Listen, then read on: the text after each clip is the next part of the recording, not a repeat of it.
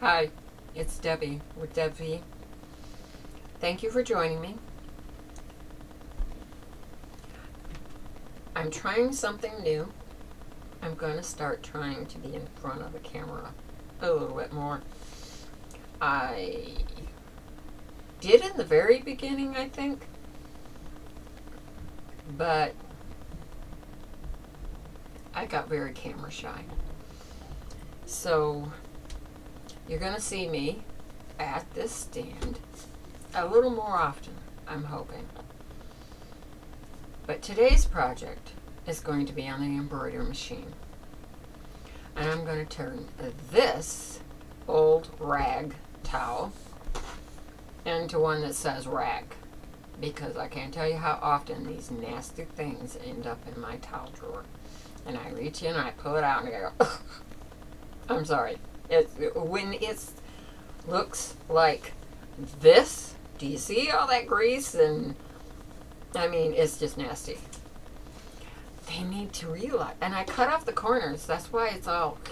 I said, if you go to fold up a towel or you grab a towel and it has a corner missing, obviously it's not a towel. It's a rag. So I decided, I got an embroidery machine and I've got enough thread to embroider a room. Literally. It's everywhere. So that's what I'm doing today.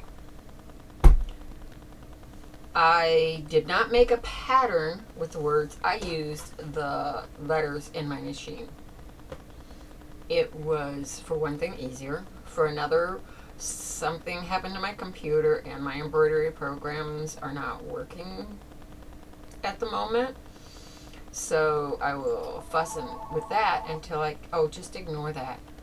We do have a landline and it's hooked up to my printer for the fax because telemarketers are the only ones that call it. But when something horrible happens, like, tornado takes out the tower or something, your cell phones don't work. But your landline does. As a matter of fact, if you have a landline that's plugged into, say, the AT&T outlet, the old phones, they powered themselves. Not the cordless ones. I'm talking about the old corded phones. And up in my bedroom, on my side of the bed, is a really old corded phone. As a matter of fact, the top doesn't match the bottom. We pieced them together. I had somebody trying to buy it off of me. We were talking about, we still have an old one. Oh, I'll take that. No, you won't. Because if there is an emergency and we need a phone, that one's there. And that'll tell you what I'm like. The old Boy Scout thing. Gotta be prepared. Anyway, that was a tangent. All because the phone rang. So today we're going to use my Baby Lock Flourish 2.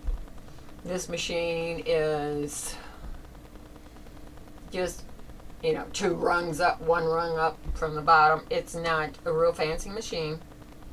I love it. It does everything. It doesn't thread itself. There's no button to push. I have to pull the lever. Works fine. That's what I do on this Elna over here.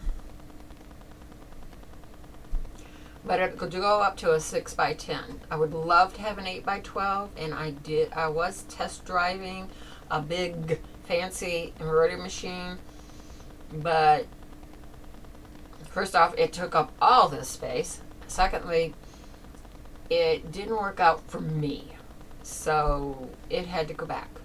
But I did find an old video I had made when I still had it, and I think that pattern is so adorable that I'll probably upload it. But we'll see. If I can get that pattern if it fits in a 6x10 also, then maybe, I don't know.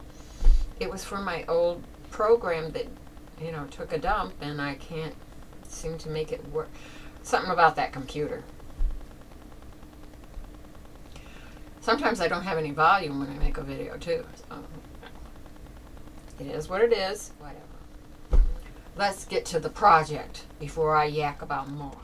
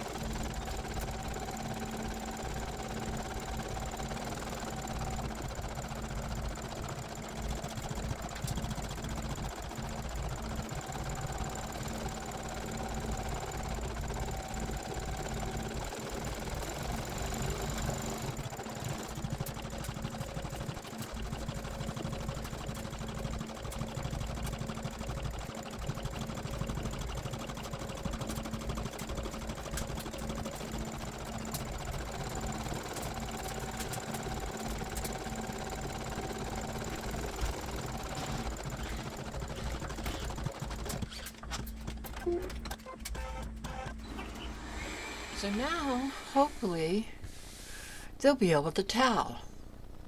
And this thread is like 20 years old. So I'm not out of thing if it unravels or...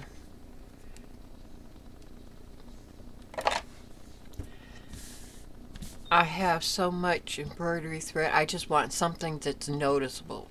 So I stretched that as big as that machine could do.